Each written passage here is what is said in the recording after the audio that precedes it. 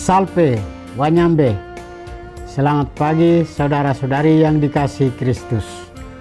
Mari kita mengawali hari baru dengan mendengarkan firman Tuhan yang diambil dari Injil Yohanes pasal 1 ayat 1 sampai dengan 18.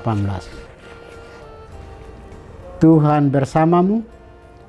Inilah Injil suci menurut Yohanes.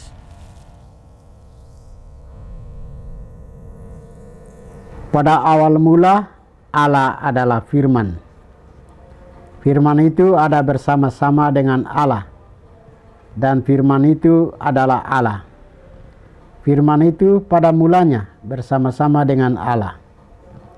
Segala sesuatu dijadikan oleh Dia, dan tanpa Dia tidak ada suatu pun yang telah jadi dari segala yang telah dijadikan.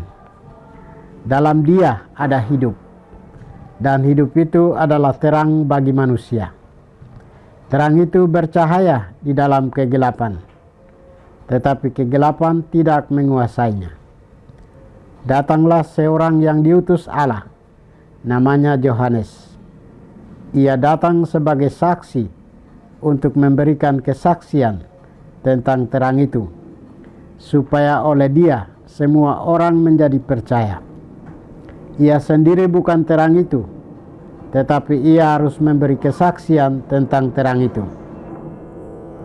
Terang yang sesungguhnya, yang menerangi setiap orang, sedang datang ke dalam dunia. Terang itu telah ada di dalam dunia, dan dunia dijadikan olehnya, tetapi dunia tidak mengenalnya. Ia datang kepada milik kepunyaannya, tetapi orang-orang kepunyaannya itu tidak menerimanya. Tetapi semua orang yang menerima Dia diberinya kuasa menjadi anak-anak Allah, yaitu mereka yang percaya dalam namanya. Orang-orang yang diperanakan bukan dari darah atau daging, bukan pula secara jasmani oleh keinginan seorang laki-laki, melainkan dari Allah. Firman itu telah menjadi manusia dan diam di antara kita, dan kita telah melihat kemuliaannya, yaitu kemuliaan yang diberikan kepadanya sebagai anak tunggal Bapa, penuh kasih dan kebenaran.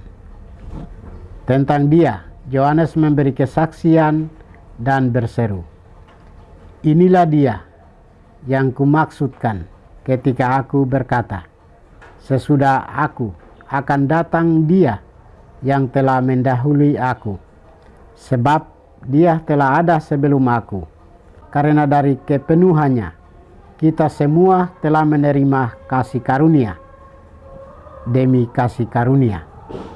Sebab hukum Taurat diberikan oleh Musa, tetapi kasih karunia dan kebenaran datang oleh Yesus. Tidak seorang pun pernah melihat Allah, tetapi anak tunggal Allah yang ada di pangkuan Bapa, Dialah yang menyatakannya." Demikianlah sabda Tuhan. Saudara-saudari yang dikasihi Kristus, tema kita hari ini adalah Sang Firman yang menjadi manusia. Prolog Injil Yohanes hari ini dibuka dengan pernyataan yang sangat mendalam dan teologis, yaitu memperkenalkan Yesus Kristus yang adalah bukan sebagai kisah kelahiran biasa, melainkan sebagai firman, dalam bahasa Yunani logos, yang sudah ada sejak kekekalan. Dalam Injil hari ini ada 4 hal yang ditampilkan. Yang pertama, firman yang kekal dan ilahi. Yohanes menjelaskan hubungan Yesus dengan Allah adalah satu dan sama. Firman itu sudah ada bersama-sama dengan Allah. Artinya, Allah mewahyukan dirinya dalam diri anak manusia, yaitu Yesus Kristus. Dia menjadi manusia yang solider dengan manusia ciptaannya. Identitas kelahiran Yesus sangat jelas dengan mengatakan bahwa firman itu adalah Allah. Hal tersebut menegaskan bahwa kehilahiannya adalah dari firman atau logos yang menjadi manusia. Kedua, kesaksian Yohanes Pembaptis tentang terang. Yohanes Pembaptis diperkenalkan sebagai saksi yang diutus Allah. Dialah yang memberikan kesaksian tentang terang itu, agar supaya oleh Dia semua orang menjadi percaya. Yohanes Pembaptis adalah pembawa pesan yang mempersiapkan jalan bagi terang yang sejati, yaitu Yesus Kristus. Ketiga, firman yang menjadi manusia. Puncak daripada firman yang diwartakan Yohanes adalah tentang inkarnasi. Inkarnasi berarti pewahyuan atau penjelmaan Allah yang menjadi manusia dalam diri Yesus Kristus. Yohanes menyebut bahwa firman itu telah menjadi daging dan tinggal di antara kita. Keempat, Yesus adalah kemuliaan Allah yang tampak. Allah yang menginkarnasikan diri dalam Putra Tunggalnya.